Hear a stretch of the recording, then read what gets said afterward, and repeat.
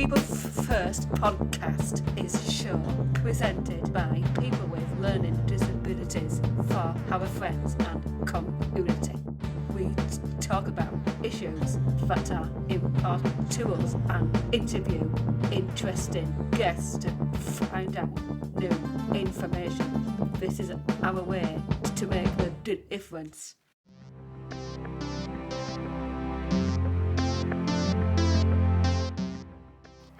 Hello, and welcome to People First podcast.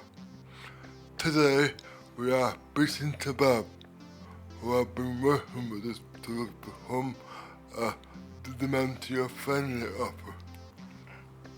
We think that it is very important to be more welcoming to everyone. We ask them questions so we can learn more and share it with everyone. Welcome to the story, Bob. So, thank you, Oliver and Graham, for inviting me here.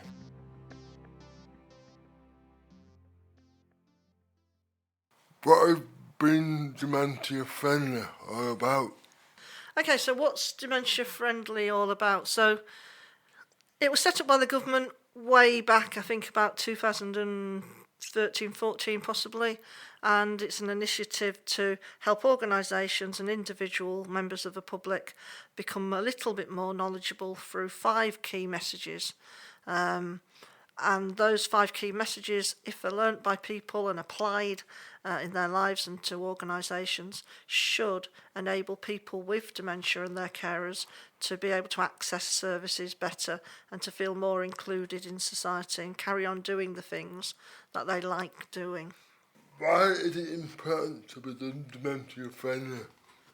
So, as I've already touched on a little bit, people with dementia can find that they can get sort of socially isolated.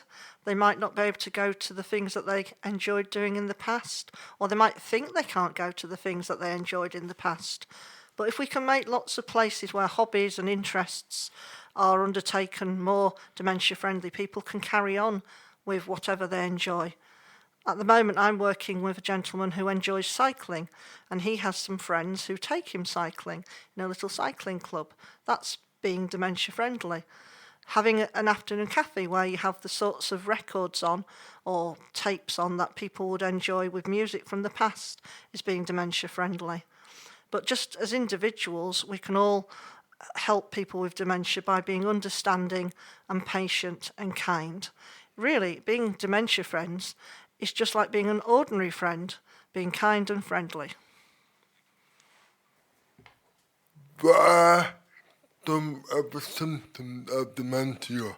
Okay, so symptoms of dementia vary from each person. Typically, many people begin with memory issues with some sorts of dementia, particularly with Alzheimer's disease. But there's lots of other symptoms. So that might include increased agitation. It might include confusion or lack of reasoning. And it might include withdrawal from activities that they used to enjoy, or the opposite of that might be that somebody becomes more outgoing than they used to be. So the symptoms vary depending on where in the brain the damage has been activated. And it also depends on the support that the person has, the environment, their own health, their lifestyle, and their physicality. In that dementia, do you have to be old or can young people get it too? That's a brilliant question again, Graham. So generally, age is the greatest risk to dementia.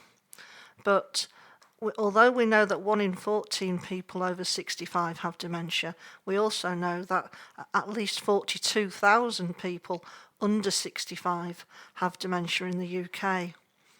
So younger people under 65 do get dementia, and not all old people get dementia. Why is it that dementia affects people's memory?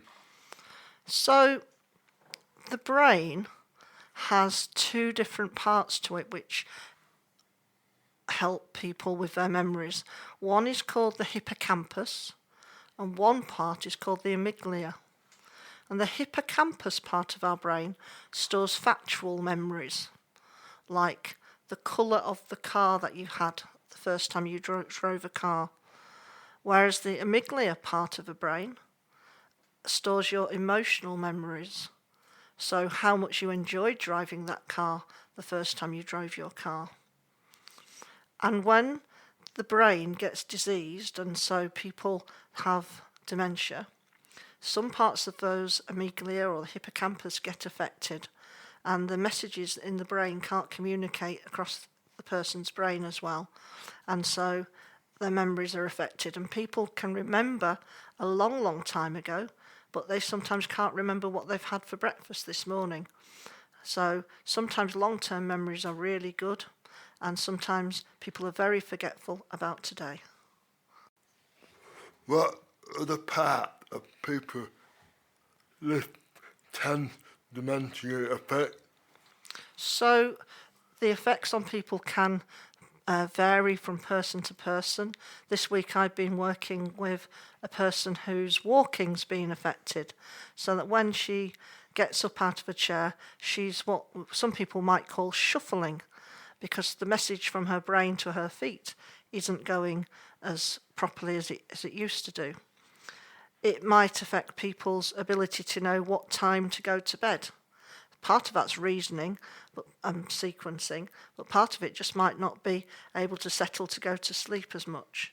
It might affect their ability to drive. Some people can continue driving when they get a dementia diagnosis. Other people are asked to stop driving. But there are lots and lots of things that people can carry on doing, and it's the things that people can carry on doing that we need to think about. Do you have any thoughts that could help us understand dementia better? So, when I saw that question, I thought, shall I tell this story? And I thought, yes, I'm going to tell this story. It's a true story. And it's a story that happened to me in my very first week of working for the Alzheimer's Society. I'd got a job at the Alzheimer's Society without really knowing anything much about dementia. I'd taken off a few facts off the website and managed to do a good interview. But I didn't really know much about people with dementia. And I went to a wellbeing cafe. And at the wellbeing cafe, I saw lots of older people in the 70s and the 80s coming in, either on their own or sometimes with their wives or their husbands or their partners or their friends or their family. And some of them were using walking sticks and Zimmers and shuffling slowly across the room. And one man in particular, he had a lovely smile, and he asked me to sit down next to him and his wife. So I sat down with him, next to him and his wife. And he had used a Zimmer frame to get across the hall, and his wife had assisted him to sit down. And so I made an assumption that this gentleman would probably sit and talk all afternoon and not take part in the dancing. Very soon after, the dancing started, and the gentleman playing the guitar played a rock and roll song from many, many years ago, probably the 1950s. It was a song called Rock Around the Clock. I don't know if you know that one. Well, as soon as the music for Rock Around the Clock started, this gentleman with dementia, who was well into his 80s, stood up on his own, took me by my hand into the middle of the hall in front of all these people who I didn't know, my new colleagues and all these other people, and he started rock, roll and shaking me around. He would literally have thrown me under his legs if he could have done, but because I'm a super large person, he didn't quite manage to do that.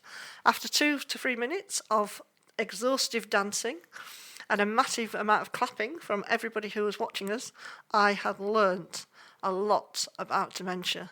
I'd understood.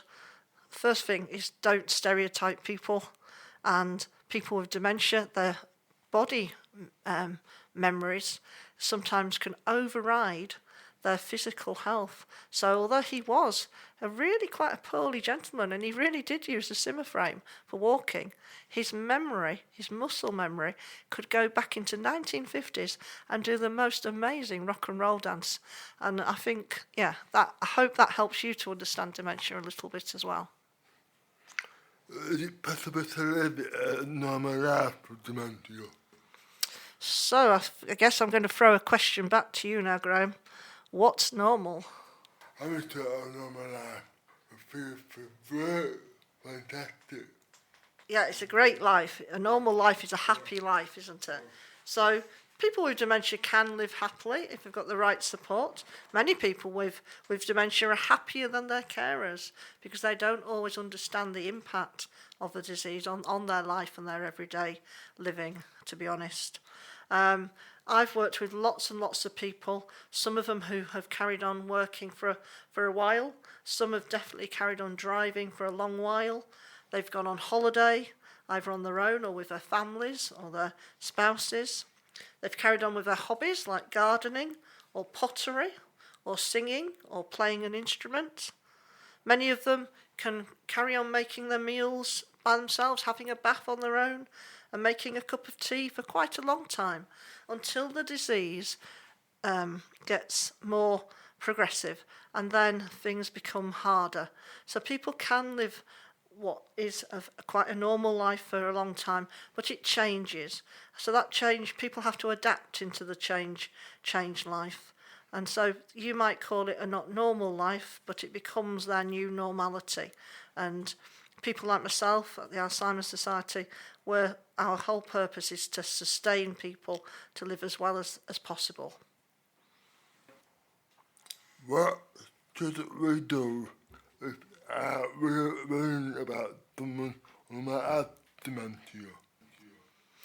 That's a good question, Graham. So if you're worried about somebody and they haven't got a diagnosis, you're just worried that they're starting to forget things, or you've seen them put things in the wrong order, doing something, you might suggest to them that they go to see their GP. And their GP will do something called a mini mental test. And this is just a few questions which will help the GP to see how orientated the person is to today. The GP might want to do some blood tests. They might ask the person to have a scan. And depending on what happens at that stage, the GP will then refer on into something called the memory clinic across Bradford and Keighley. So what happens then is at the memory clinic, and unfortunately there is a long wait at the moment, the memory clinic would do some more assessments. A psychologist would talk to the person and do some activities with them to see how well they can do each activity. And the consultant would also talk to a family member or a carer or a spouse about the person's history. If they can't remember all the history, the person themselves might tell them the history, but the carer or the friend or family member can also inform the consultant about the sorts of difficulties the person is having, as well as them telling the consultant about their own difficulties. And the consultant puts all the information together from the scan, from the blood tests, from the tests with the psychologist, from his conversations and his observations, and he can make a diagnosis. So that's what we should do if it's most people who you are worrying about with dementia. If it's somebody with a learning difficulty who lives in Bradford, in the Bradford area, then I think my best advice is to say, by all means go to the GP, but also consult with your Waddy Loves nurse. Perhaps don't wait until the next annual assessment. Perhaps ring up now and just explain what you're worried about and ask whether or not the Waddy Loves team can do some sort of dementia screening that's appropriate for somebody with a learning difficulty. Now, you might be worried about somebody who's already got dementia. So if you're worried about somebody who's already got dementia, then you'll probably want to help them get the right support. So there's lots and lots of organisations that can help carers across Bradford. The Alzheimer's Society has been working with people with dementia and the carers for the last 14 years in Bradford. Unfortunately, from the 1st of July, the Alzheimer's Society won't be operating in Bradford. The contract will be with Community Links. However, the Alzheimer's Society will still have the dementia support line nationally, so you could contact that number on 0333 150 3456, and the national helpline would be able to give you lots and lots of information and support, and they would probably actually be able to signpost you onto our advisors who are transferring to Community Links. I'm really apologetic, but I don't have a new phone number yet or an email address, so I really can't give you it. Maybe when I'm at Community Links I can come back and do another podcast with my Community Links hat on, I hope. What have been the best part of the dementia you have done? Oh, so I've been at the Society since 2011, and in that time I worked as a befriending manager, which is a fantastic job, which is where you match up volunteers with people in their own homes to have a little bit of a chit-chat and maybe a game of dominoes or work in the garden together. But unfortunately that ceased as well. Then I was a trainer for the Alzheimer's Society, and I had to go all over the north of England training other staff about safeguarding and record keeping. And that was a great job during the times when I was with the staff, but there's a lot of travel, and I also had to work at home on the other days on my own, and I felt quite isolated. Although I did have to go to London about every 6 weeks, and I did enjoy going on the train. Then I became a dementia advisor, and since 2013 I've mainly done that job. And the best part of being a dementia advisor is seeing the difference each day that you make to the person or the families, when maybe you've told them about attendance allowance or council tax exemption that perhaps they didn't know about, or a group that they didn't know about. It might be a memory club, it might be a meals club, it might be a daycare centre, or just supporting a person through an emotional crisis. They've all been really good. But as a dementia-friendly communities coordinator, which I've done for the last year, there's been loads of highlights this year. It's probably my absolutely best job in the society, although I have enjoyed the others. And I'm not just saying this, but the work I've been doing across the learning disability groups has been one of the best pieces of work I've done. And I think this podcast and the quality of your questions just shows the degree of interest that your organisation has now got in dementia. And coming in here and working with the different people and the staff and your members has just been an absolute joy. And I wish I could remember that question that one young member asked when I said, that was the best question I've ever been asked. And I can't remember the question. It was a young girl at the other end of the table, and she just asked the question, and it stunned me because it was such an insightful question. And I know I answered it, but I can't remember what the question was, and I just wish that I could have remembered that. So I've had such a pleasure going around different groups in Bradford, and particularly Keighley. I'm going to Ilkley soon to work with some groups with people with learning difficulties. And I really hope that the impact of that work helps people with learning difficulties access the support to dementia at an earlier stage, and that families feel supported. That's all our time for today. Thanks for coming back. We hope you enjoy your time on the show. We hope you share all of this great information with our listeners. Do you have anything else to add before we sign off? No, I think I'd just like to thank you again, Graham and Oliver, for your time this afternoon, and for if you can pass that on to the rest of your members. That has been brilliant to come back. Will you be able to do that? Thank you very much, Bob.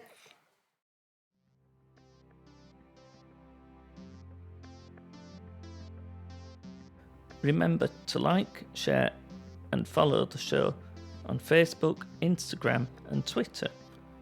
You can find us by searching for the People First podcast. Thanks for listening.